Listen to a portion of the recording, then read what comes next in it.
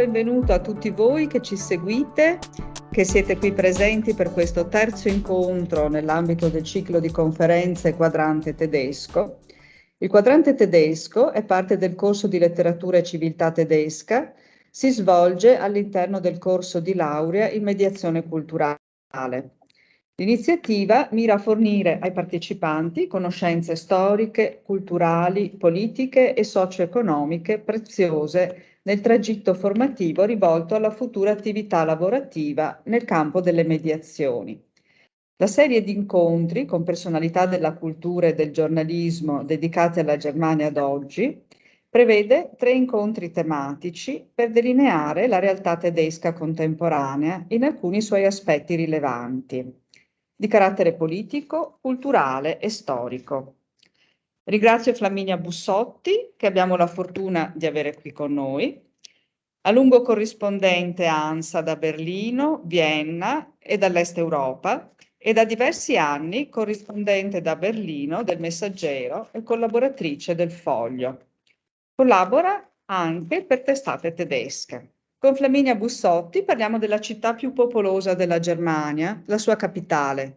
Berlino è grande per la sua storia, molto tormentata quella del Novecento, con la lunga e dolorosa ferita della sua divisione, simbolo eloquente della guerra fredda.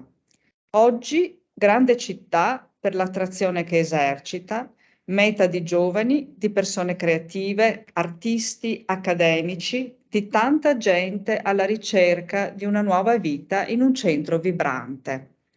Di questa metropoli parliamo in questo incontro. Berlino capitale, una generazione dopo il muro, con una giornalista che la conosce molto bene. Ecco, come è cambiata Berlino da quando la Germania non è più quella di Bonn, ma è diventata la Germania di Berlino? È una domandona, nel senso che implica ovviamente aspetti politici al primo posto, perché è caduto il muro e c'è stata l'unificazione. Si è spostato il baricentro della Germania, prima era Germania federale, adesso è Germania sempre federale, ma non c'è più la Germania democratica, la DDR, ed è cambiato molto anche, direi, nel costume, perché un conto è la Germania renana, un conto la Germania, chiamiamola così, prussiana o ex prussiana, no? Berlino era la capitale della Prussia, in più con tutto dal dopoguerra all'89 per l'appunto, anzi al 90 fino all'unificazione, paese diviso in due, per cui la città, la Germania è molto cambiata. Diciamo che volendo fare un paragone, così stiamo facendo cose un pochino con l'accetta delle considerazioni. La Germania di Bonn, la Germania renana, era la Germania del dopoguerra che aveva una gran voglia di farsi perdonare il suo passato.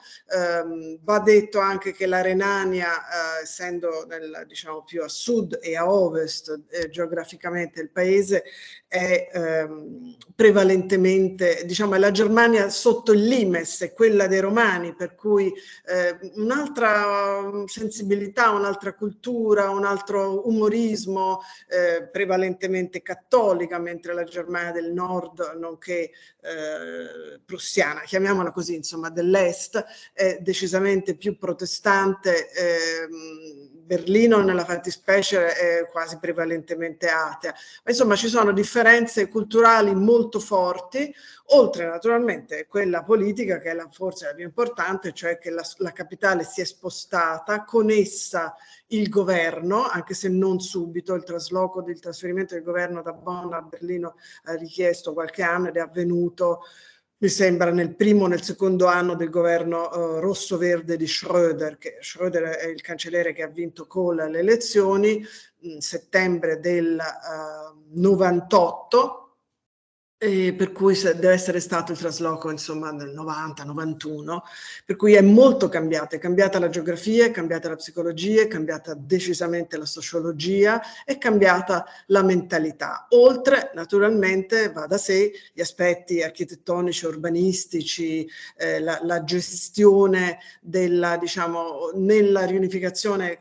nazionale c'era anche la riunificazione di una città che era diventata capitale, che invece fino ad allora era la capitale della DDR, per cui insomma problemi notevoli di amalgama, di osmosi. Sì, ecco, vorrei anche chiederti cosa distingue Berlino da altre capitali.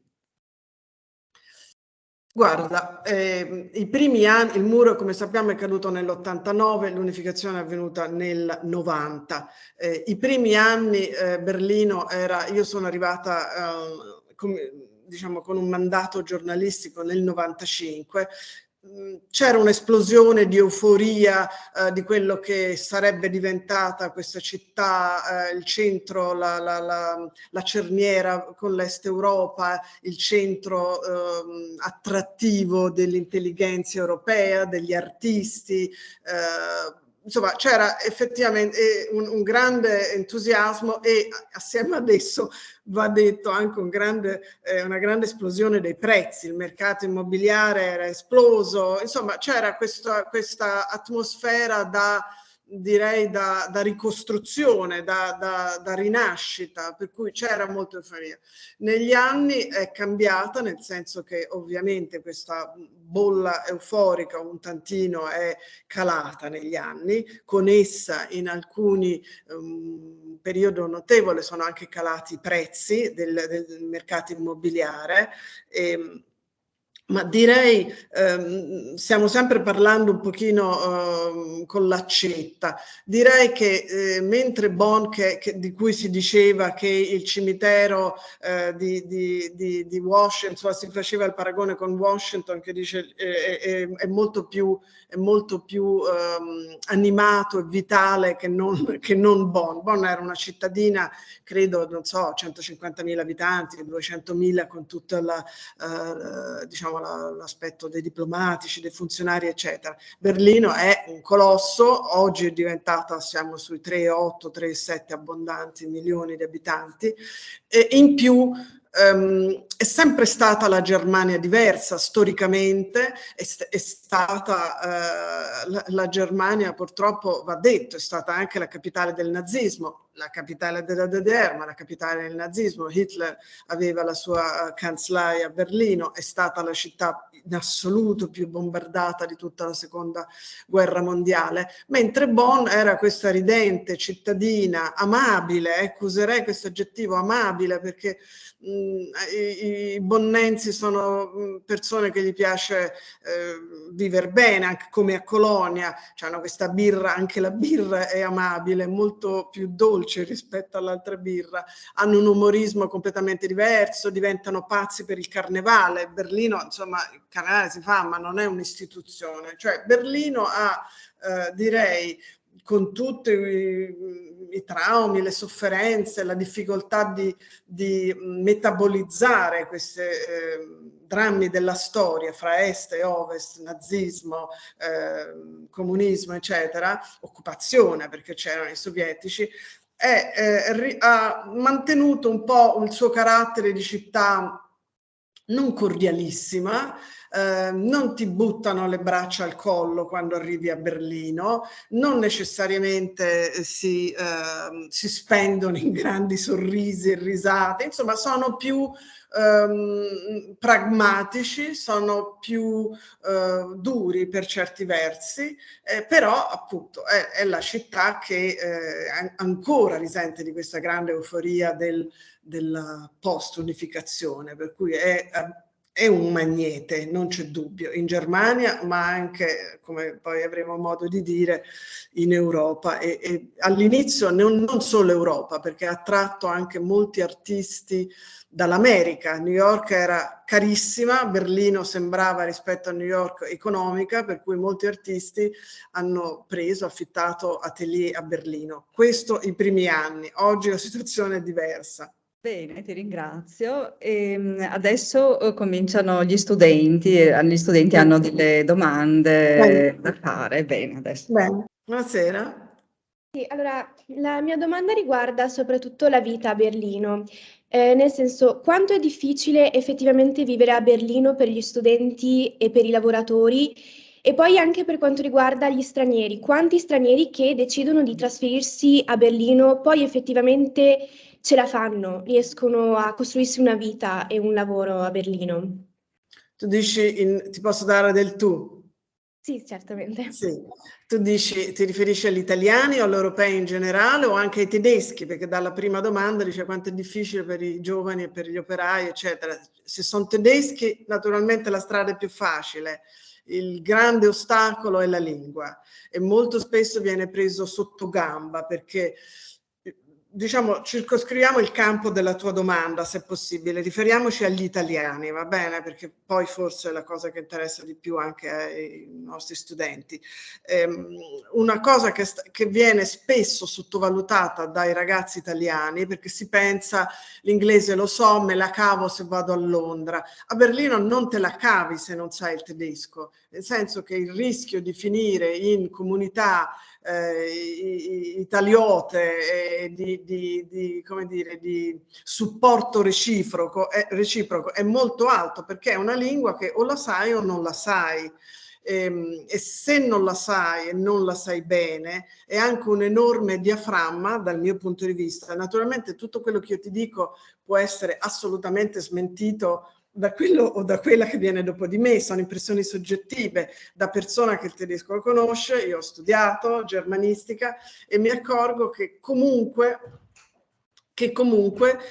se tu non domini questa lingua te la puoi cavare, certo che te la puoi cavare, è un paese civile, educato, democratico, ma l'integrazione, non parliamo di assimilazione, ma appunto l'integrazione, lo scambio con i locali, anche credo nella facilità di trovare dei posti interessanti, perché se non sai la lingua, la Germania è un grande paese. Io mi ricordo conferenze stampa in cui qualcuno, scusate, osava fare delle domande in inglese al cancelliere e lui diceva, questo sto parlando di Schröder, e lui diceva in inglese, ma mi sembra che siamo un popolo abbastanza popoloso, siamo 80 milioni, come mai uno viene qui e non sa il tedesco? Cioè il tedesco è la base, per cui a tutti i ragazzi che vogliono andare in Germania io suggerirei proprio un crash course di tedesco, perché anche, diciamo, è un po', se vuoi, una barriera di classe, lo è anche per i tedeschi.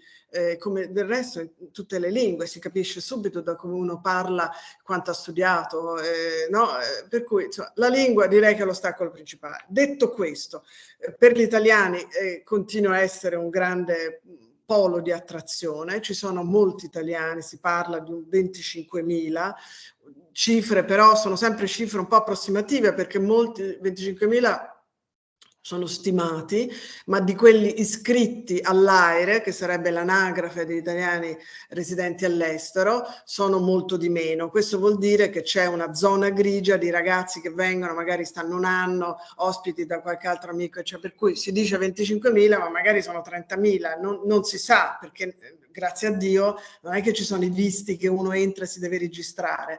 Per cui, diciamo, c'è ancora molta, come dire, è molto sexy Berlino per i giovani, per ragioni molto anche, come dire, che hanno a che fare con la politica di questo governo. Questo è un governo, questo e di altri, insomma la Germania è un paese ricco, per cui è abbastanza facile entrare all'università, è il paese, Berlino è la città con, in assoluto in Europa con il maggior numero di start-ups, per cui dietro delle start-up ci sono investimenti, no? Per cui tutto questo naturalmente è un elemento di attrattiva. Sul fronte accademico tornerei a dire quelle cose che ho detto prima, è inutile che ti iscrivi a germanistica se non spiccichi, non hai fatto neanche la Mittelstufe del Goethe-Istituto, cose così. Per i lavori, qui mi spiace dirlo, ma insomma di nuovo c'è un diaframma di classe, nel senso che non esiste più la vecchia emigrazione italiana, quando gli italiani si chiamavano i Gastarbeiter, quando la Germania nel dopoguerra aveva una fame incredibile di manodopera, non aveva manodopera. La Germania ha avuto quella guerra che ha avuto, per cui mancavano le braccia, e le prime ondate, fine anni 50-60, sono state turchi e italiani. E cioè c'erano accordi bilaterali con questi stati, per cui per tot anni gli italiani che andavano a lavorare in Germania usufruivano di incentivi, di cose così, e venivano chiamati Gastarbeiter, per cui lavoratori ospiti. Oggi la parola Gastarbeiter non esiste assolutamente nel lessico del tedesco, proprio non esiste, ma neanche direi dai paesi balcanici questo tipo di migrazione. Nessuno usa più la parola Gastarbeiter, per cui le generazioni che sono stati italiani, riferiamoci sempre agli italiani, che sono stati gli allora Gastarbeiter, molti di loro hanno avuto o successo o discreto successo, per cui hanno aperto, non so, una gelateria, un ristorante. Io sto parlando dei Gastarbeiter. I figli loro che hanno studiato lì, molti dei quali parlano meglio il tedesco dell'italiano naturalmente, non si possono neanche più definire immigrati, sono dei nuovi italo-tedeschi, e qui il campo è molto molto vasto, nel senso che chi ha studiato e ha fatto gli studi accademici ovviamente si indirizza verso alcune professioni che possono essere, non so, l'università, l'insegnamento. Chi invece ha avuto meno possibilità o meno voglia di studiare magari entra come businessman nell'azienda del padre. Ci sono ristoranti molto famosi, uno dei ristoranti più esclusivi di Berlino, che posso anche dire come si chiama perché al massimo gli facciamo una gradita pubblicità, si chiama Bocca di Bacco, è un posto totalmente esclusivo, molto caro. Per esempio quando c'è il Festival del Cinema che ci sarà adesso a febbraio a Berlino, ci vanno gli attori, se uno va lì trova, non so, una volta ci ho trovato Matt Damon, insomma, molto, molto in. Questo giovane imprenditore, adesso sarà anche lui meno giovane, comunque il titolare, si chiama Alessandro, è il figlio di un altro ristoratore famosissimo, storico a Berlino, che ha aperto negli anni 70 un locale che all'epoca si chiamava Bacco, nella Berlino Ovest, che è stato il primo e vero ristorante italiano a Berlino, dove insegnava ai tedeschi a mangiare la pasta al dente, dove negli spaghetti aglio e olio non si metteva il parmigiano, cioè molto ortodosso di cucina italiana, ed era un ritrovo dove sono veramente passati tutti gli attori italiani, che sia che andassero a est, a ovest, finivano tutti lì. Questo per dire che mentre il padre Massimo è stato veramente un rappresentante dell'immigrazione italiana che parte da zero e si rimbocca le maniche e riesce ad avere successo. Il figlio è, come dire, è nato in una culla d'oro, ha un posto totalmente esclusivo. Allora come lo chiamiamo? Immigrato lui? No. Ovviamente no, perché ha fatto le scuole lì e parla tedesco benissimo. Per cui questo volevo dire che è molto variegato il panorama degli italiani a Berlino. Ci sono ancora, naturalmente, molti, forse la prevalenza di quelli che risiedono a Berlino che non sono ragazzi, nella ristorazione, per cui ristoranti, gelaterie, caffè, e molti dei giovani che arrivano trovano lì l'accesso, nel senso dice vabbè, i primi mesi guadagno 2 lire e vado a fare il cameriere, oppure vado, ecco, questo per dare un attimino l'idea. Altro problema per chi arriva ora, io lo vedo dai social dove ci sono continue richieste disperate, direi, è molto difficile, c'è una crisi degli alloggi. Per cui se uno arriva oggi ex novo e non ha contatti, e trovare una stanza da affittare, subaffittare a Berlino non è assolutamente facile. Per cui io direi, con una buona dose di realismo, non è Bengodi, Berlino, non è Bengodi, però sicuramente è una città, è un tessuto sociale in generale, la Germania, che offre molte possibilità per i giovani sicuramente. Berlino, ecco, altro aggettivo, che è una città molto giovanile, per cui è difficile che un cinquantenne si trasferisca a Berlino. È una città che attrae i giovani per questo suo potenziale creativo, le cose che abbiamo detto, da start-up, gli artisti, i creativi, quelli che sono attivi nel settore discoteche, musica elettronica, è sicuramente un magnete. Buonasera. Buonasera, ciao.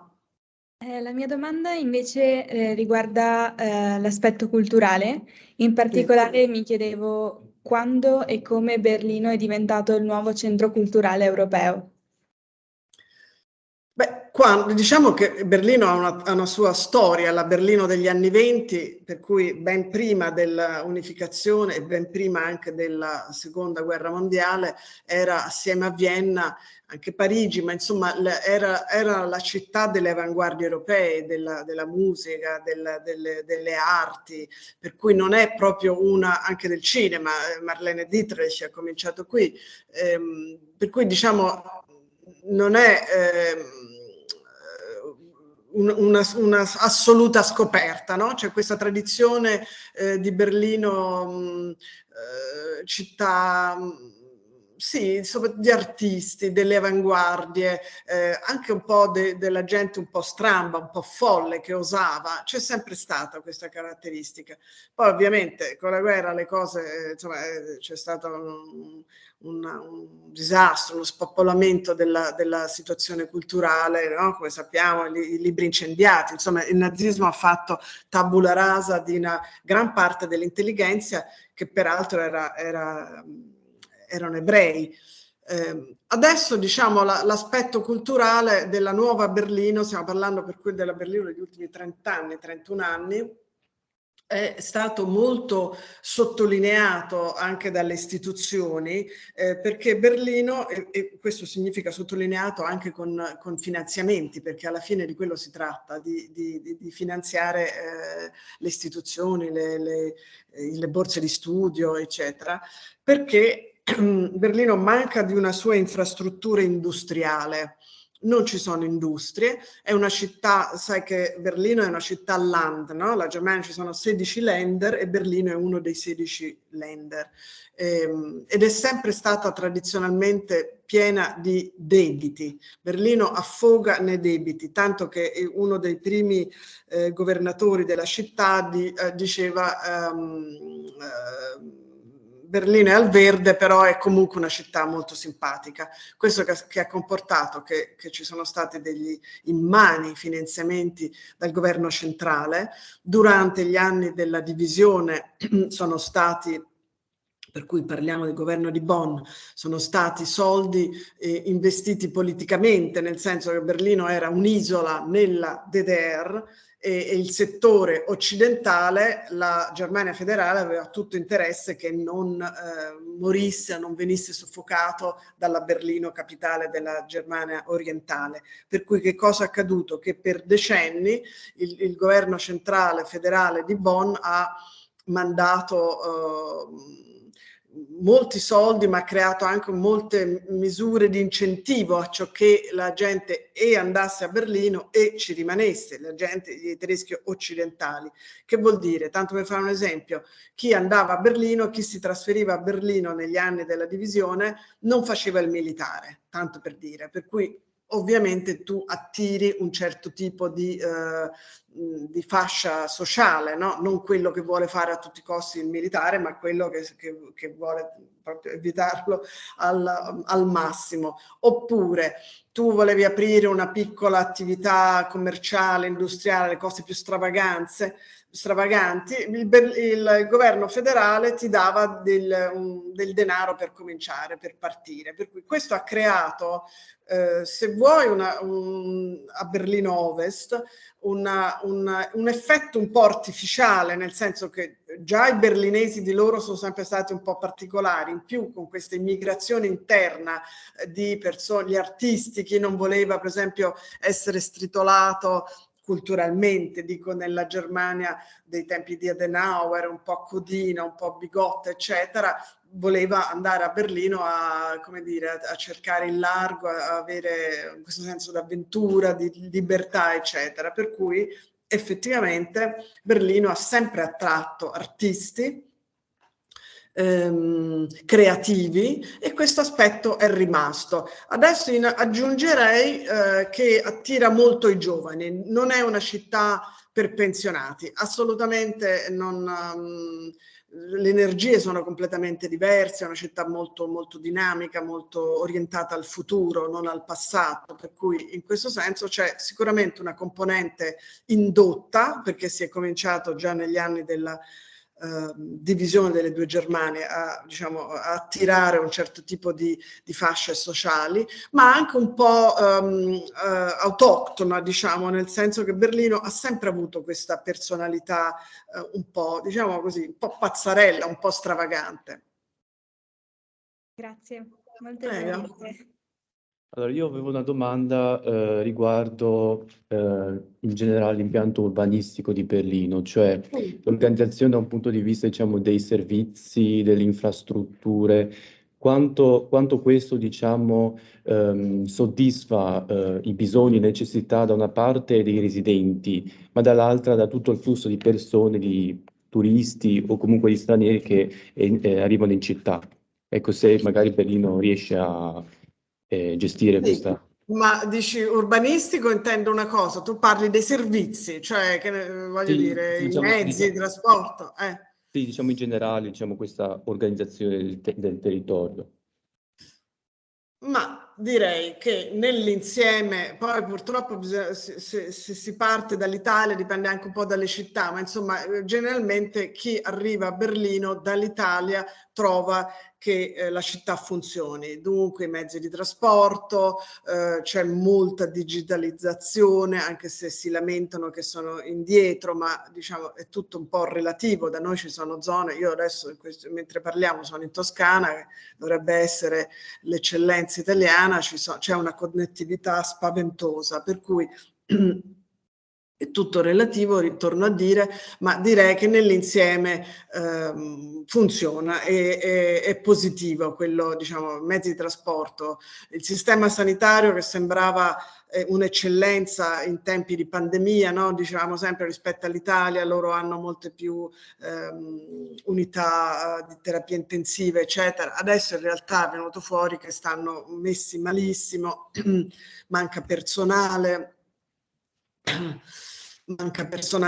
che in maggioranza sono persone immigrate dall'Est Europa, le infermiere, eccetera. E stando qui, io posso darti solo le mie impressioni soggettive, limitandomi a questi ultimi 10 anni, lasciamo perdere la fine degli anni 90. In questi ultimi 10 anni io ho decisamente accertato un declino dei servizi, a cominciare dalla U-Bahn, cioè la metropolitana, che molto spesso arriva in ritardo, oppure c'è un'interruzione, devono fare i lavori, allora c'è un'auto che sostituisce quel tratto non coperto dalla metropolitana. Tutto questo accade sempre più spesso. Poi altri aspetti sono quello che dicevo prima, adesso non so le ultime cifre, ma insomma fino a qualche anno fa Berlino aveva la bellezza di 60 miliardi di debiti come amministrazione, per cui tutto questo a scalare naturalmente si riflette sui servizi. Nell'insieme però il traffico più o meno funziona. Le strade a Berlino è una città che appunto, questo sì, l'urbanistica ha un impianto molto esteso, non è una città come New York, edilizia intensiva in altezza, anzi c'è una legge che vieta la costruzione di edifici oltre i 26 metri, per cui è un'edilizia estensiva, è una città immane, proprio immensa come estensione, con 23 distretti che poi sono stati in parte unificati, comunque erano 23. Per cui queste strade, che sono a loro volta generalmente sono molto ampie, hanno fatto sì che per anni, decenni dopo l'unificazione il traffico non fosse avvertito. Ultimamente invece, parlando con chi guida il tassi o persone che hanno la macchina, io personalmente adesso non ce l'ho a Berlino perché appunto i mezzi pubblici funzionano, poi abito in centro e ho la fortuna di poter fare quasi tutto a piedi o in bicicletta. Però si lamentano molto di un peggioramento della situazione del traffico. Naturalmente c'è molto diciamo, c'è anche molta attività diplomatica, per cui tutte le sedi diplomatiche, tutte le visite di Stato o ufficiali che vengono comportano anche un aggravio, diciamo, del carico automobilistico, delle infrastrutture, gli alberghi, eccetera. Per cui i locali si lamentano molto di come è peggiorata la situazione del traffico. Poi Berlino c'è un altro aspetto che è unico in questa città. Ci sono praticamente un fine settimana sì e un altro no, manifestazioni di ogni tipo, dall'arcobaleno, gli skaters, le maratone, per cui tutto il centro storico viene un po' diciamo paralizzato da questi eventi che sono molto seguiti, la gente partecipa molto. Comunque questo non ha a che fare con i servizi, ma per farvi, come dire, uno schizzo di quella che può essere la vita a Berlino. Cioè funziona, è una città che da un punto di vista dei servizi bene o male funziona, dipende sempre da qual è il punto di osservazione. Se si viene dalla Svizzera forse si storce più il naso che se si viene dall'Italia o dalla Grecia. Però nel grosso modo funziona, con lampanti e crescenti défaillance. Una è quella che dicevo del sistema sanitario, ogni giorno ci sono allarmi sui media che dice manca questo, manca quello, eccetera. L'aspetto finanziario della città implica naturalmente che molti servizi vengono trascurati, le strade non sempre sono eccellenti, insomma è una città che affanna da un punto di vista economico, viene lautamente finanziata dallo Stato federale, e il berlinese, a parte che è sempre approssimativo dire il berlinese perché è un po' come con Roma, il vero romano, il vero berlinese è veramente una mosca bianca, ma comunque coloro che vivono a Berlino, perché dopo un po' tu acquisisci una peculiarità che è locale, perché è berlinese, sono, diciamo, molto orientati nell'ambizione, nel raggiungimento degli interessi personali, per cui abbastanza insomma ambiziosi e non egoistici, ma insomma non c'è tutta questa solidarietà e calore sociale. Direi più vantaggioso per i giovani, perché naturalmente se sei giovane, se sei ambizioso e sgomiti un po', insomma, è meno grave che se sei una persona affermata, eccetera. Per i servizi, che altro dire? C'è questa enorme, grave crisi immobiliare, per cui gli affitti sono esplosi, gli affitti e gli acquisti degli immobili sono arrivati alle stelle, tant'è che a un certo punto si parlava, il Land di Berlino va sempre distinto fra il Land e il federale. Il Land di Berlino è governato da una coalizione rosso-rosso-verde, per cui ovviamente anche le iniziative legislative locali del Land hanno una certa colorazione, e a un certo punto, per far fronte alla crisi degli alloggi, c'era anche chi aveva lanciato la proposta in seno al governo di Berlino di procedere a espropri di quelle società, ce ne sono diverse, che sono proprietarie di migliaia di immobili e che spesso, per non far calare i prezzi del mercato, preferiscono tenere sfitti questi appartamenti. Allora c'era un periodo appunto in cui qualcuno ha lanciato la proposta degli espropri. Ovviamente una cosa così ha destato scandalo, perché insomma la parola esproprio la associ subito, se stai a Berlino, con la DDR, non con la Germania federale. Poi un altro esempio di come può funzionare Berlino, per cui tanto simpatica ma anche abbastanza pasticciona, diciamo così, è che quando ci sono state le elezioni federali, per cui stiamo parlando di settembre del 21, cioè lo scorso settembre, non del 22, per cui un anno fa, grosso modo, le elezioni federali hanno portato all'elezione del nuovo cancelliere Scholz, questo a livello federale, però a Berlino si svolgevano in contemporanea, oltre che le elezioni federali, cioè tu elettori andavi in cabina e mettevi il voto per le elezioni politiche, chiamiamole così, però c'erano anche le distrettuali e le regionali del Land di Berlino. È successo l'ira di Dio, e questo la dice lunga anche sul comportamento e sull'efficienza dell'amministrazione cittadina, che praticamente alla chiusura dei seggi non tutti avevano potuto votare, per cui c'erano file di ore, si sono perse le schede elettorali. Insomma, per farla breve, è stato all'epoca uno scandalo pazzesco, per cui del resto molti media dicevano, ecco, Berlino di nuovo si contraddistingue per pescioneria, diciamo. Il risultato comunque è una cosa recentissima della Corte Costituzionale del Land, e credo anche federale nel frattempo, che ha detto che bisogna rifare le elezioni. Quelle politiche pare di no, però cioè, a un certo punto diceva forse si deve rifare anche il voto delle politiche, sempre solo nel Land di Berlino, ma sicuramente vanno rifatte le distrettuali e le regionali di Berlino.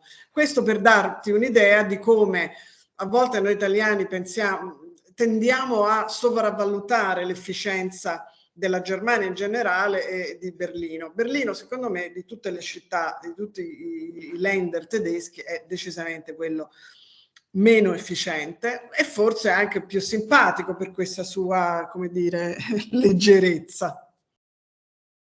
Ok, grazie. Allora, io ho un'altra domanda che in realtà è come un salto, diciamo, perché è una domanda dal punto di vista architettonico. Ecco, perché io ho letto il suo articolo che riguarda la ricostruzione del castello di Hohenzollern, Sì. e quindi mi sono chiesto quanto Berlino, diciamo, possiede queste combinazioni di architetture tra antico e moderno. Sì, allora, purtroppo la premessa è che Berlino al 75-70% è stata bombardata nella guerra, per cui va da sé che la stragrande parte della città è stata ricostruita. In buona parte così abbastanza malamente nel dopoguerra si riconoscono subito questi palazzi anonimi, bruttarelli, eccetera. Altre parti, e questo nella zona più di Berlino Ovest, un distretto elegante che si potrebbe, vabbè, voi siete del nord, ma insomma ci sono a Roma, c'è un distretto molto così esclusivo che si chiama I Parioli, si potrebbe paragonare ai Parioli, questo distretto si chiama Charlottenburg. Lì ci sono molti edifici, gli edifici d'epoca si dice Altbau, questo vi può servire quando cercate casa a Berlino. Lì ci sono ancora molti edifici d'epoca non bombardati, mentre il centro storico, quel vecchio centro storico di Berlino che si chiama Mitte, che vuol dire centro, e che si trovava negli anni della DDR, nella DDR, cioè nella Berlino Est, e che adesso ovviamente è tutt'uno, quello lì è stato quasi interamente distrutto perché era il centro del potere, c'era la cancelleria di Hitler, c'era il ministero dell'aviazione di Göring, insomma il potere era concentrato a Mitte. Poi anche il potere della DDR, ma quello non riguarda i bombardamenti, quello riguarda l'edilizia, altre cose orribili che sono state fatte, questi Plattenbauten si chiamano, cioè questi prefabbricati tutti uguali con le pareti che sia una scacchiera. Va bene, comunque, per restare alla tua domanda, per cui Berlino è un minestrone un po' di stili architettonici, la parte storica di Berlino, il centro storico di Berlino, cioè Mitte, quel che si è salvato, ad esempio la porta di Brandeburgo, buona parte dell'isola dei musei, sono musei che sono stati poco o per niente danneggiati dalle bombe. Ovviamente tutto quello che è rimasto in piedi è stato salvaguardato, messo in sicurezza e funziona. Molte altre cose invece sono tabula rasa, per esempio la zona, poi torno al castello, ma la zona che era la no man's land, la terra di nessuno fra la DDR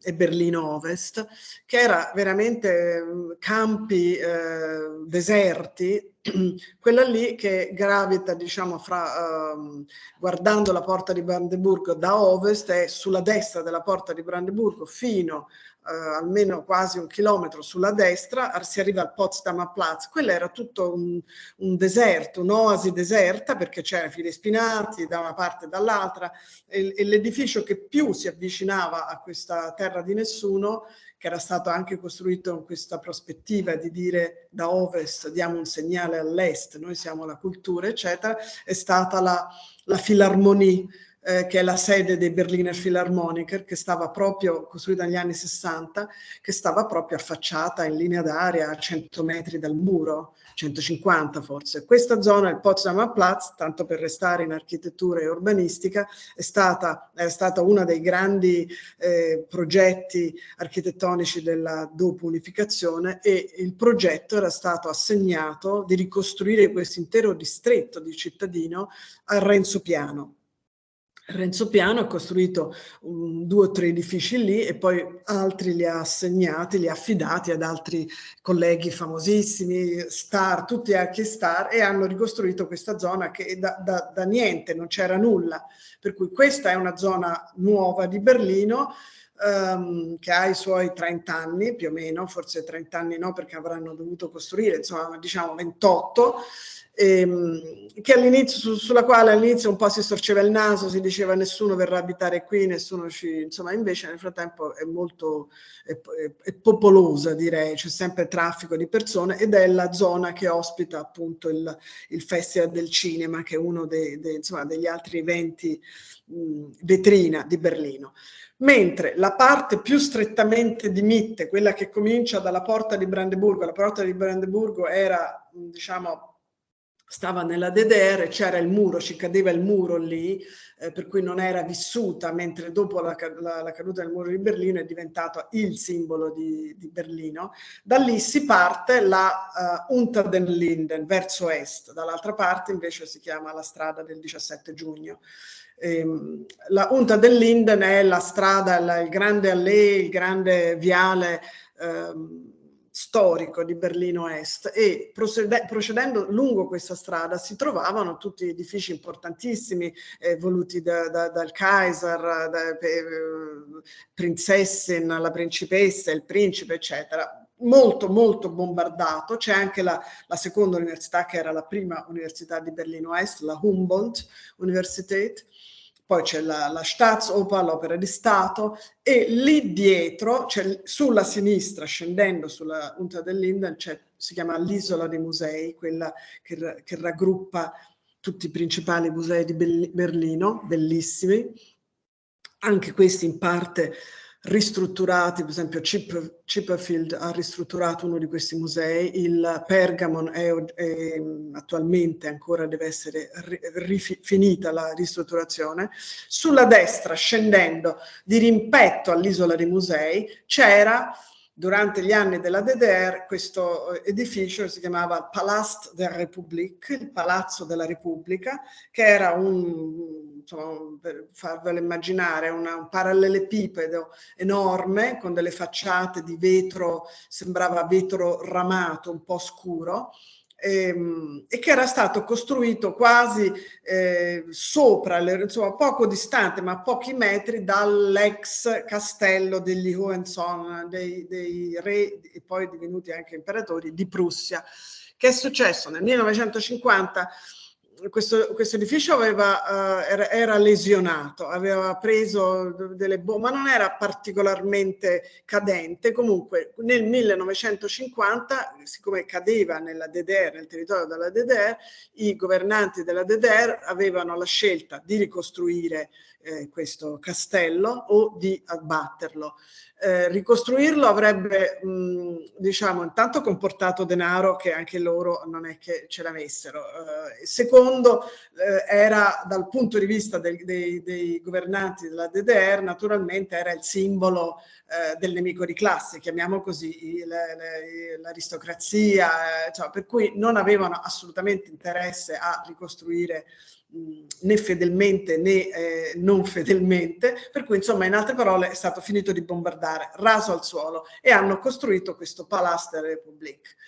Quando c'è stato il dibattito tormentatissimo, andato avanti per anni, di che cosa fare del Palazzo della Repubblica, c'erano due fazioni: coloro che dicevano ma possibile che dovete togliere tutto, qualsiasi memoria della DDR, è come se non fosse esistita questa parte dei tedeschi, quello era un luogo dove bene o male magari lo criticavano, c'erano battute, c'erano satire, però si riconoscevano, alla fine era diciamo, l'assemblea popolare, un Parlamento, chiamiamolo così. Però si facevano anche dentro molti eventi sociali, eccetera.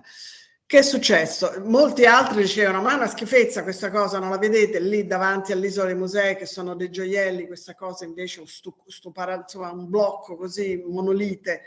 In più è venuto fuori che era anche inquinato di amianto, per cui risanare, bonificare questo colosso di amianto per ristrutturarlo sarebbe venuto a costare non dico quanto, ma insomma questo era il tenore del dibattito, dice ma chi ce la fa fare di buttare miliardi per sanare una cosa che è orribile e che comunque corrisponde alla memoria di poche persone. Comunque fatto è che ci sono state credo 3 votazioni al Bundestag per decidere che fare, se ricostruire o no il castello degli Hohenzollern, e tutte e 3 le votazioni è stato un voto in favore, per cui alla fine si è deciso, stiamo parlando della fine degli anni 90, di dar via a questo progetto. E il mandato, ovviamente c'è stato un concorso internazionale, il mandato diceva che bisognava ricostruire 3/4 fedelmente al castello barocco degli Hohenzollern, costruito, cioè progettato da un famoso architetto Schlüter, poi ce ne sono stati altri perché quello era morto, ma insomma castello barocco, e un quarto invece di farlo nuovo con un progetto nuovo. E ci sono stati ovviamente gli archistar di tutto il mondo che hanno presentato la loro cosa, e l'ha vinto invece questo progetto, l'ha vinto un italiano di Vicenza che si chiama Franco Stella, signore che oggi credo si avvicini agli 80 anni, intervistato da noi giornalisti decine di volte perché il lavoro ovviamente è durato molti anni. Il castello ha cominciato la costruzione nel 2005 ed è stato inaugurato un paio di anni fa. E l'idea, lui ci ha spiegato tante volte, Stella, cos'è stata la molla che ha fatto vincere il suo progetto sugli altri che naturalmente dopo si sono imbestialiti, gli altri architetti, perché in questo pantheon di famosissimi Stella non era il più famoso, però la sua idea era: il castello dovete immaginarlo come che ha un asse che va da est a ovest e un altro che va da nord a sud, e lui ha deciso che questo asse da est a ovest di lasciarlo ci sono dei portali, di lasciarli aperti, come che la gente fosse invitata, si sentisse invitata a entrare e a fare una specie di agape, insomma di centro di comunicazione, di aggregazione, eccetera. E lui poi a noi giornalisti ci diceva: io vagamente mi ero anche ispirato al corridoio, alla Galleria degli Uffizi di Firenze, che come sappiamo è aperta.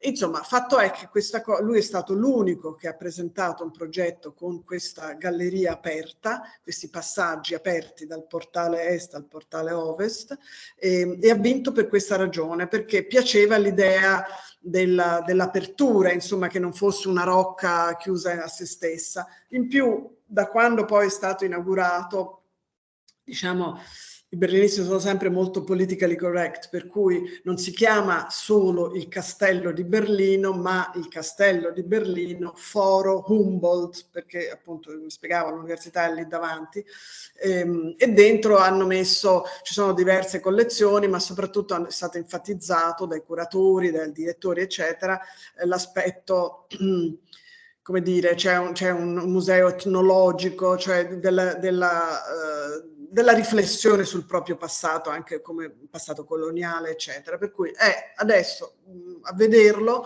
è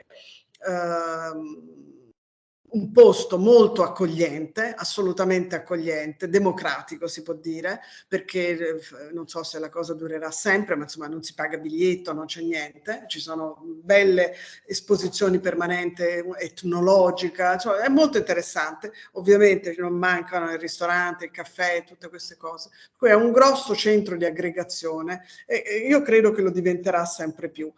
Volevo dare solo un piccolo accenno, perché è importante secondo me sul dibattito della ricostruzione.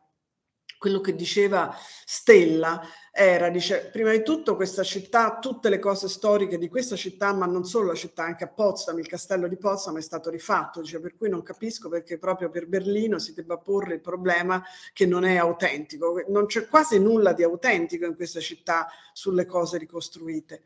E poi lui diceva che tutta la architettura, la urbanistica della città di quando è stata costruita, diciamo, quanto c'ha 800 anni, 900 anni, è relativamente nuova e nel corso degli anni, ma comunque in età barocca, dove sono stati costruiti i principali edifici lungo la Unter den Linden, era tutto un gioco armonioso fra questi edifici, per cui per esempio il castello si affacciava davanti al potere religioso e culturale e artistico, perché sono i musei dell'Isola dei Musei, religioso perché davanti al castello c'è il Duomo di Berlino, Duomo protestante, e politico perché sarebbe stato il castello. E poi il castello, sempre siccome il racconto che ci faceva Stella, ma che ovviamente è documentato, non è un'invenzione, dice era in dialogo permanente con la Porta di Brandeburgo. La Porta di Brandeburgo rappresentava i propilei di questo viale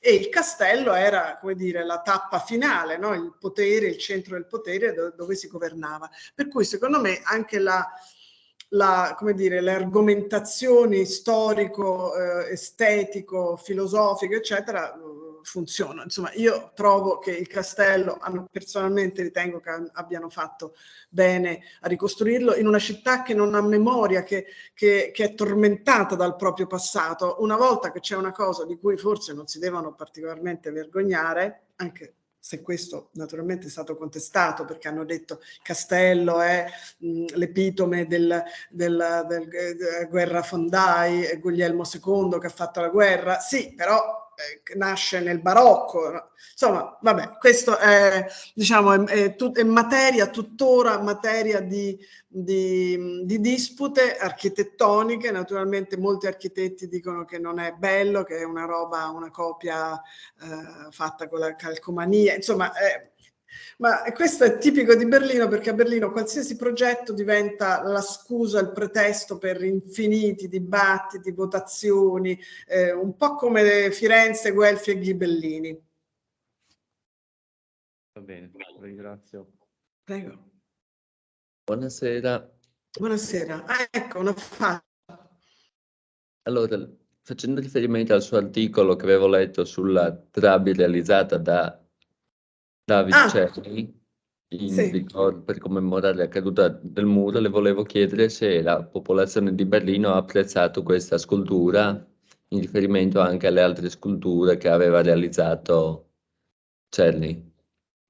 Sì, Czerny sai che è un artista ceco, no? Per cui probabilmente i berlinesi le sue opere, insomma le altre opere non credo che le conoscessero moltissimo, però questa scultura ha veramente un valore affettivo enorme, perché è la Trabi, naturalmente stilizzata, cioè una Trabi che cammina, la macchina dell'Est, che era stata installata, è stata una donazione che aveva fatto l'artista all'ambasciata tedesca a Praga,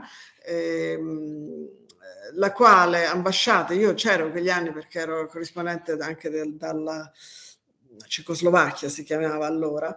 Perché questa simbologia? Perché tutti i tedeschi dell'est che scappavano dalla DDR perché volevano arrivare alla Germania occidentale sceglievano la rotta, non potendo naturalmente varcare i confini DDR, Germania occidentale, perché li avrebbero arrestati immediatamente, facevano la rotta attraverso i paesi dell'est, dove diciamo un po' la glasnost, un po' la democrazia, insomma in quegli anni per esempio l'Ungheria era molto più liberale che non la DDR o la Bulgaria o altri paesi del cosiddetto patto di Varsavia, ancora c'era in quegli anni. Per cui facevano tutti questi giri attraverso i paesi dell'est Europa, dove i cittadini della DDR potevano viaggiare senza problemi. A ovest non potevano venire, ma nei paesi diciamo del blocco dell'est potevano muoversi, per cui attraverso l'Ungheria, insomma varie rotte, arrivavano in parte anche nell'ambasciata tedesca a Budapest, ma prevalentemente all'ambasciata tedesca a Praga. E nei periodi di massima affluenza ci sono stati in quell'ambasciata fino a 4.000 rifugiati. Adesso si deve immaginare un'ambasciata abbastanza grande, l'ambasciata tedesca a Praga, però insomma non 4.000 persone, è una piazza d'armi. E che succedeva? Questi tedeschi dell'est, questi rifugiati si mettevano in file di ore davanti c'è una stradina, Vlaska si chiama, che è la stradina che porta all'ambasciata, un bellissimo palazzo, Lobkowitz a Praga, anche quello credo sia barocco, e lasciavano, erano veramente persone che partivano col sacchettino, partivano con le loro trabi, le Trabant, e le lasciavano a Praga. Per cui per settimane, per mesi, la città di Praga, il centro di Praga, era un cimitero di Trabant. Allora l'artista giustamente ha detto, vabbè, la Trabant è diventato un simbolo della fuga, ma anche dell'anelito alla libertà dei tedeschi dell'est, per cui ha pensato di fare questo, è bronzo, la scultura è di bronzo, di fare una trabi di dimensioni reali, montata però su 4 zampe, che sembrano in realtà zampe di elefante, ma insomma simboleggia l'idea di questi che camminano, che fuggono. Questa Trabant, credo ce ne siano solo due esemplari. Questa Trabant era stata, dopo che poi si è risolta la crisi dei rifugiati, perché c'è stato un famoso discorso dell'allora ministro degli esteri tedesco Genscher dal balcone dell'ambasciata di Praga, che si è affacciato e c'era il giardino invaso di tutte queste persone. C'è una frase storica che lui avrebbe voluto dire, ma che non ha potuto dire perché i tedeschi dell'est avevano capito cosa stava per dire, e cioè la frase era ich bin heute da, euch mitzuteilen, sono qui per comunicarvi. A quel punto giubilo, perché avevano capito, per comunicarvi che le frontiere sono aperte e potevano, c'era l'ok, avevano negoziato naturalmente Bonn e Berlino Est, potevano essere imbarcati in treni che da Praga, scortati da diplomatici occidentali, andavano nella Germania federale, per cui in Baviera, eccetera. Per cui, insomma, abbastanza storica questa frase di Genscher, e questa trabi che è stata appunto messa nel giardino, adesso l'ambasciata tedesca è tornata in ordine, però è ancora lì, e allora questo per il trentennale no, era nel 19, sì, trentennale della caduta del muro, è stata fatta questa performance, diciamo così, questa statua, quella dell'ambasciata è stata portata in una delle grandi piazze di Berlino, Walter Benjamin Platz, che sta a ovest. E sì, c'era abbastanza persone che la guardavano, fotografavano. Ovviamente è un evento, ti vedi in una piazza normale, ti vedi un colosso così, però ecco, la familiarità dei tedeschi con l'opera dello scultore, non ci metterei le mani sul fuoco. Va bene, poi le volevo chiedere anche se... Mi puoi dare del tuo, come gli altri, vai. Ti volevo chiedere se oltre a questo simbolo sono stati creati degli altri per rappresentare la città unita. Ma anche questo oggetto di infiniti dibattiti. Io direi che ci sono, il simbolo di Berlino per eccellenza è la porta di Brandeburgo, e quello non c'era bisogno di costruirlo perché è diventato, i primi anni peraltro si poteva passare sotto anche con la macchina, adesso da tanti anni non si può più passare, però è proprio il simbolo, nel senso che se viene un capo di Stato a tenere il suo grande discorso straniero, lo fa alla porta di Brandeburgo, le grandi manifestazioni terminano lì, eccetera, e questo non c'era bisogno di costruirlo perché già c'era.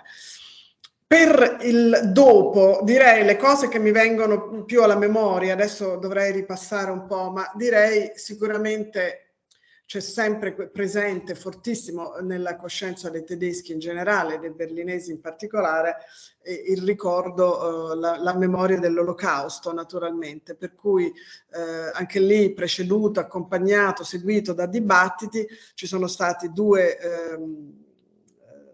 edifici, due costruzioni, due progetti che sono abbastanza, direi, un simbolo di Berlino, controverso per certi versi, perché diciamo da una certa parte politica è stato contestato. Allora, uno è il memoriale all'Olocausto, che si trova proprio a 20 metri dalla porta di Brandeburgo, è una costruzione, un monumento all'aperto, accessibile, non devi pagare biglietti, niente, è costituito da oltre 2700 stele di dimensioni diverse, tutte però o parallelepipedi o quadrate, cioè non rotonde, angoli, molti angoli di cemento, una cosa diciamo un po' un cazzotto, deve essere anche percepito come una cosa non amena, come una cosa impegnativa, che occupa una grande superficie e che, insomma, che è il tributo della città, più che il tributo è come dire, il pegno pagato dalla città al proprio passato, cioè, diciamo un memento della propria storia. Poi un'altra cosa che anche questa ha a che fare con la seconda guerra, ma bisogna veramente capire che per capire la Germania e per mettere piede a Berlino bisogna un po' familiarizzarsi con la storia della seconda guerra mondiale, col nazismo, con cosa è accaduto, perché altrimenti non si trova il grimaldello per capire la città. Un'altra opera molto importante, molto di successo, cioè con molti visitatori, è il Museo Ebraico di Eisenman. Scusami, questo di Eisenman è il memoriale all'Olocausto, questo è di Libeskind, il Museo Ebraico, anche quello è una struttura interessantissima, angosciosa, quando noi abbiamo potuto visitarla quando la stavano costruendo prima dell'inaugurazione. Ci sono degli angoli acuti, c'è un angolo che praticamente è l'angolo, quello della morte, della cosa, che tu entri lì, ti senti proprio, senti il peso, senti l'angoscia di quello che deve essere stato. Adesso il museo è frequentatissimo e ovviamente ci sono delle mostre permanenti, alcune provvisorie, eccetera, e devo dire che ha perso un po' della sua gravità con gli allestimenti delle mostre. Però questo direi che, altrimenti, come le abbiamo detto, il castello naturalmente è un grande simbolo, un simbolo della Berlino prima, l'ho citata prima, ma è la Philharmonie, che è stata fatta da un grande architetto ed era un po' per i berlinesi dell'Ovest, era come dire, era un'affezione, era un sentimento, andare lì, sentire la musica a 2 passi dal muro, insomma era anche uno statement sentimentale e politico. Direi che queste sono le cose più importanti. Poi volendo se ne possono trovare tantissimi. Naturalmente l'Isola dei Musei è un capolavoro di arte, di bellezza, di arte antica, c'è il Museo Pergamon, ci sono la collezione egiziana, però non sono simboli, sono luoghi dove uno si reca. Simboli, direi che decisamente la Porta di Brandeburgo, come da noi è il Colosseo per l'Italia, o si vede Venezia, così direi che per Berlino è Porta di Brandeburgo e questi che ti ho detto. Va bene, grazie mille. Prego. Volevo ricollegarmi alla domanda appena posta dal mio collega. L'unità della Germania e di Berlino ormai è un fatto consolidato e mi chiedevo se si possono riscontrare delle differenze nelle scelte dell'elettorato tra Berlino Est e Berlino Ovest. Per esempio, se Berlino Est tende a votare partiti conservatori oppure l'SPD, che è un partito dell'Ovest, per esempio. Sì, no, è interessante questo perché c'è stato, forse farei una piccola premessa, che è un'altra delle domande che viene chiesta sempre, se l'unificazione è avvenuta anche a livello di popolazione. Nel senso, cioè, i berlinesi dell'Ovest e i berlinesi dell'Est comunicano, vanno a cena insieme, diventano amici. Allora, la risposta è no, per quanto riguarda una certa generazione, nel senso chi aveva i suoi 40, 45, 50 anni quando è caduto il muro, ovviamente gli mancano anche le occasioni per scambiare, di avere scambi con gli altri. E la risposta invece sì, se riguarda i giovani, perché ovviamente le classi non è che si fa più tu vai a est, tu vai a ovest, per cui quando si crea una socialità in classe, ovviamente queste barriere est-ovest sono finite. Però diciamo l'espressione ossi e vessi ancora esiste, cioè ossis sono quelli dell'est e i vessis sono quelli dell'ovest, magari più come oramai come aneddoto, però resta. Quanto invece a, diciamo, no, non mi ricordo la prima parte che dicevi, cos'era, dei giovani? No, se si può vedere una differenza tra l'elettorato l'elettorato, sì, l'elettorato. Allora, l'assunto generale, ma credo che valga un pochino per tutti i paesi occidentali, è che gli elettori non sono più fedeli. Nella vecchia Germania generazioni votavano CDU, CSU, cioè i cristiani democratici, e generazioni votavano SPD, socialdemocratici. Questo è finito.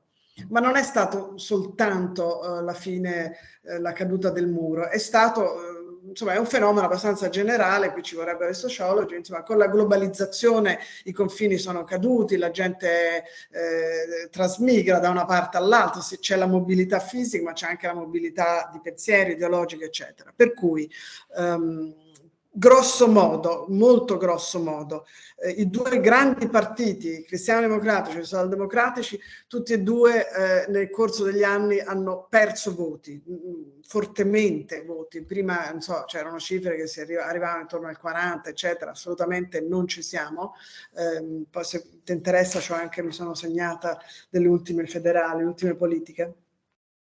C'è stato un fenomeno, diciamo, la sinistra, che oggi si chiama la Linke, che sono gli eredi di quelli che una volta erano i comunisti della DDR, che anche loro insomma, hanno cambiato nome diverse volte, da PDS e adesso si chiamano la Linke, e che mentre erano molto forti negli anni appena dopo la caduta del muro con l'unificazione, erano molto forti a est e totalmente assenti a ovest, adesso via via si sono ridotti veramente a una entità insignificante, tant'è che alle ultime politiche, per cui stiamo parlando di settembre del 2021, hanno rischiato fino alla fine di non superare la soglia di sbarramento del 5%, e infatti che ho preso questi appunti, 4,9%. Per un pelo sono rappresentati al Bundestag.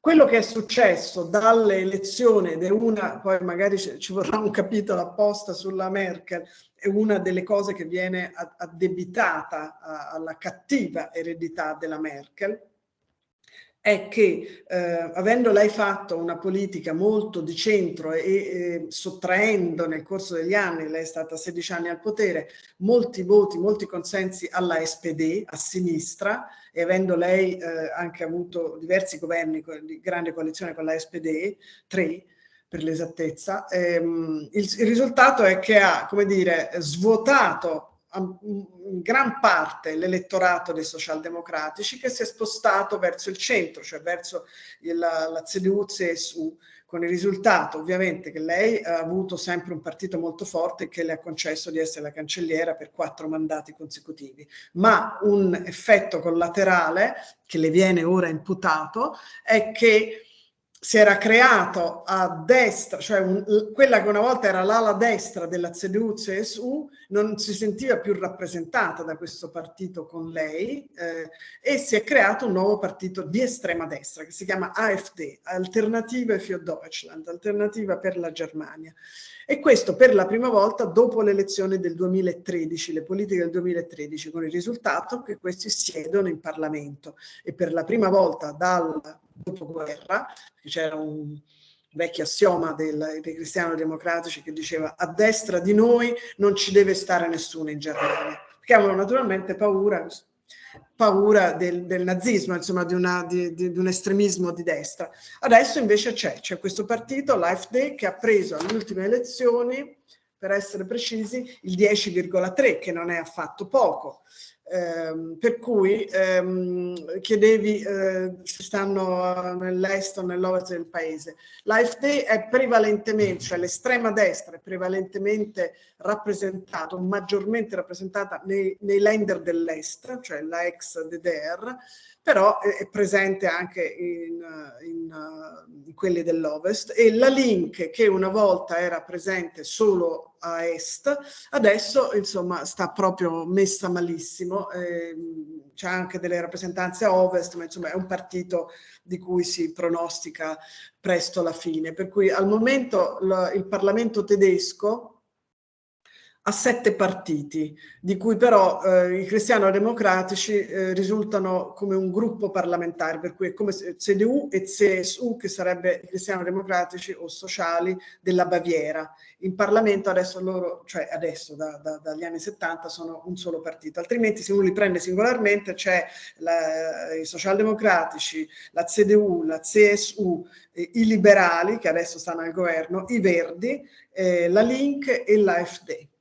Questa è la cosa, per cui direi che grosso modo è tutto un po' slittato, anche la vecchia base socialdemocratica operaia della SPD, non è che ci sia moltissimo, anche perché è cambiato l'elettorato, la classe operaia è ben tutelata in Germania, per cui insomma, la SPD ha vinto le ultime elezioni di poco, ha preso il 25,7%, è riuscita a essere primo partito contro la CDU, insomma il partito della Merkel, che tutti davano per scontato che avrebbe rivinto le elezioni, e invece non le ha vinte, è rimasto sotto di 1 punto e pochi decimali. Però la cosa curiosa è che da quando il cancelliere Scholz è stato eletto e si è insediato, ha fatto il giuramento, sempre la CDU-CSU è rimasta primo partito nei sondaggi, per cui è una vera schizofrenia, nel senso che il partito di maggioranza relativa in Parlamento è partito di minoranza nel paese adesso, secondo gli umori del paese. E la Link, quella che dicevamo prima, la sinistra, è veramente, direi, abbastanza inesistente nel dibattito sociale, mentre l'AfD, questi di estrema destra, sono un problema nel senso che tallonano da destra l'Unione Cristiano-Democratica e sono decisamente, ancora sono un partito che ha voce in capitolo, perché è insomma, fino adesso no, con il cancelliere Scholz no, ma col vecchio governo, l'ultimo della Merkel, erano il primo partito di opposizione. Questo vuol dire che quando parlava la cancelliera, il primo deputato col diritto di parlare era un rappresentante dell'AfD. Per cui, insomma, questo è stato una vera, come dire, un vero sconvolgimento dell'assetto parlamentare tedesco. Lei prima ha citato come tra i simboli della città il monumento alla Shoah agli ebrei.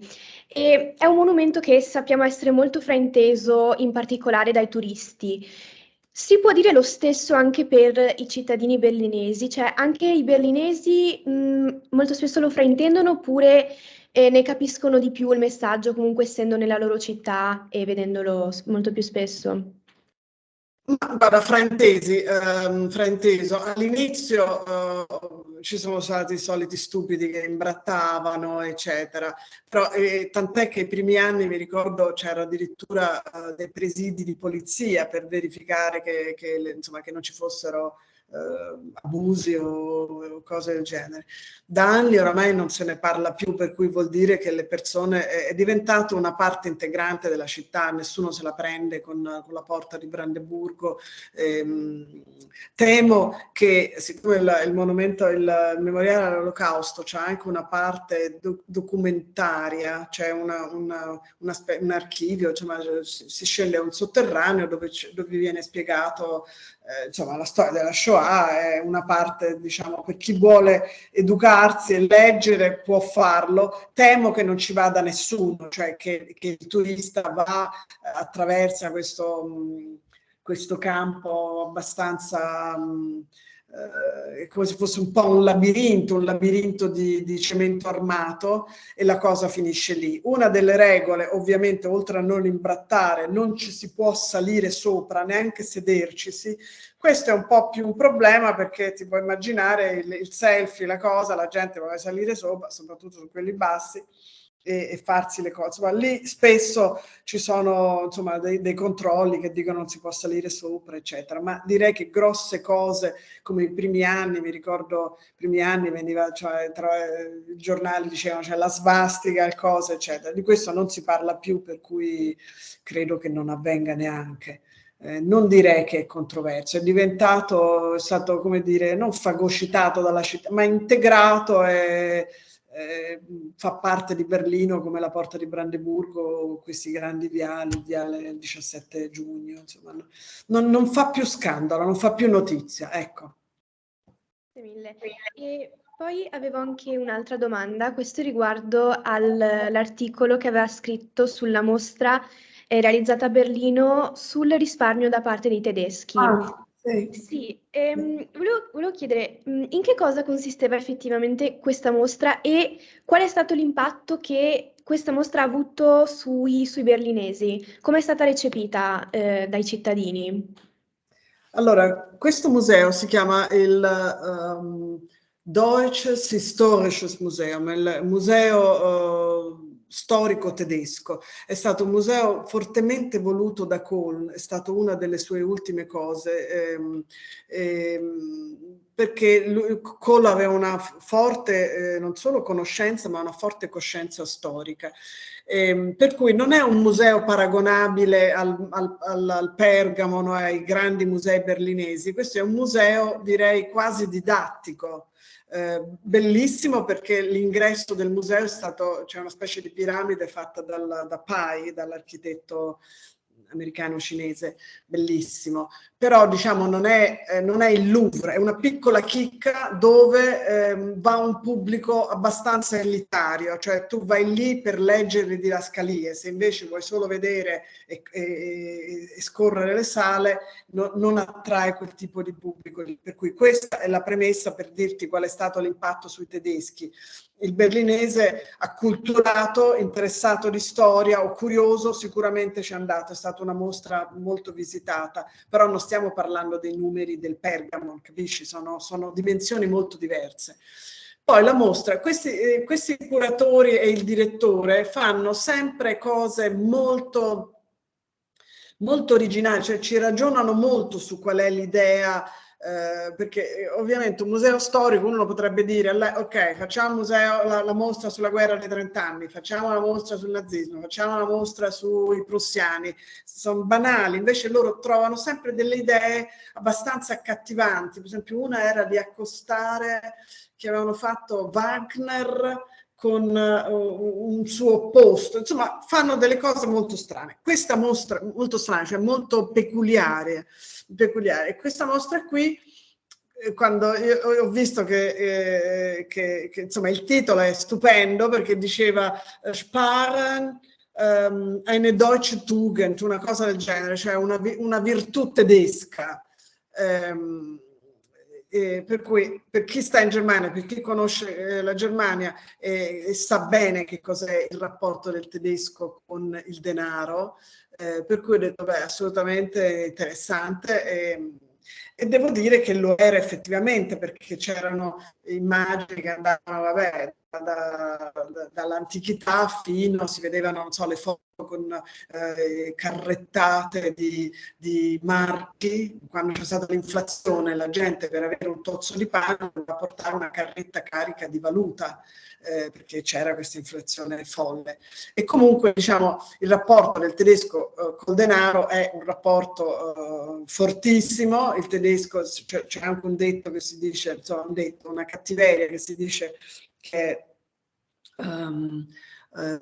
Geiz und Neidgesellschaft, che vuol dire la società della tilcheria e dell'invidia. Questo un po' come sentimento comune, è un po' cattiva come cosa, comunque essere Geiz, essere tirchi è sicuramente molto diffuso. E questo lo rivediamo anche nella storia recente, cioè tutto l'attaccamento che i tedeschi hanno avuto al marco, il fatto che l'euro è stato per noi italiani una moneta che all'inizio ci ha fatto molto faticare, come sappiamo, era perché Kohl aveva imposto i tedeschi, per i tedeschi il marco è come la madre, per cui noi possiamo lasciare il marco solo se garantiamo che l'euro ha la stessa solidità, la stessa valore, importanza e affidabilità che ha il marco. E poi l'abbiamo visto con tutti i ministri delle finanze, no? L'austerity, il bilancio sul deficit, con il bilancio di pareggio,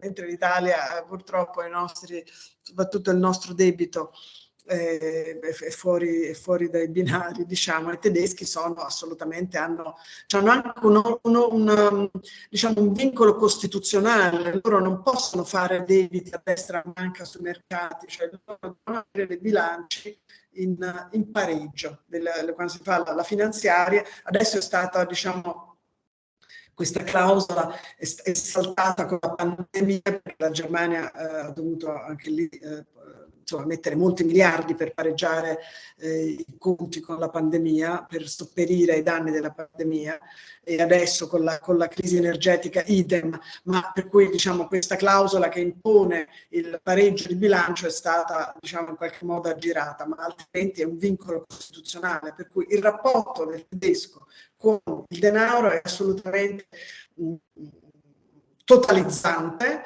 chi più chi meno, ma insomma il tedesco non butta il denaro dalla finestra. Credo, adesso azzardo, insomma, riporto delle cose che ho sentito dire, che secondo me sono anche abbastanza, cioè la mia esperienza me lo ha confermato, che è una cosa anche che ha a che fare con l'utero, con il dovere, con la legge, con il dito puntato. Tant'è vero che se si va appunto in Renania, eccetera, sono meno, insomma, sono un po' più splendidi, mettiamola così. Buonasera, io partecipo da casa. Volevo farle un'ultima domanda. Prego.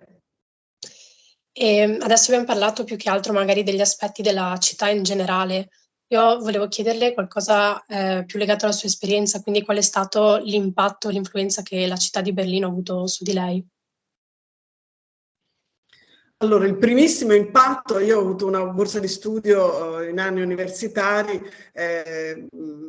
era piacevole perché andavano molto questi comuni con altri studenti, eccetera. Ricordo però di quel periodo, questo anche per segnalare quanto è cambiata la città, che da allora adesso, stiamo parlando fine anni 70, 80, niente, ordinario, intanto non trovavi nulla che potesse assomigliare a ingredienti per poter fare uno straccio di sugo, tanto per dire. L'olio d'oliva era una cosa, trovavi al massimo le lattine, per dire.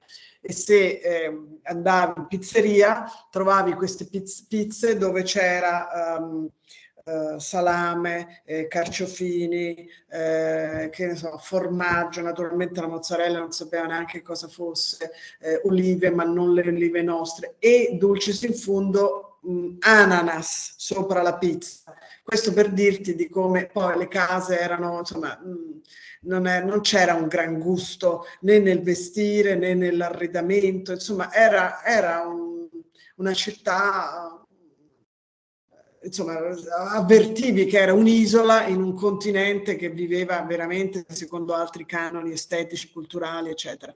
Ritornando invece, appunto, come dicevo prima, verso la fine degli anni 90, e frequentando oramai Berlino da 20 anni quasi consecutivamente, si vede che hanno, sembra un po' presuntuoso dirlo, ma insomma hanno imparato moltissime cose, tant'è che si dice che i tedeschi sono diventati un po' italiani e gli italiani un po' tedeschi.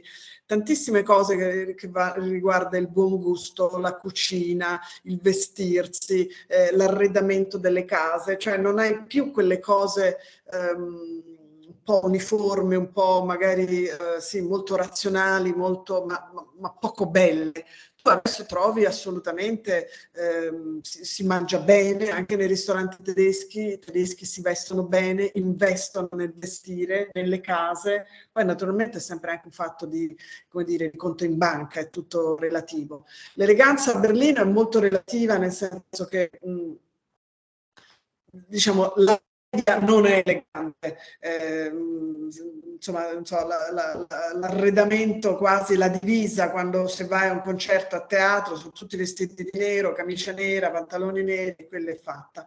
Però in generale c'è più cura nell'arredamento, nel modo di vestirsi, voglio dire, non per la strada, ma se vai nelle case, eccetera, c'è più attenzione.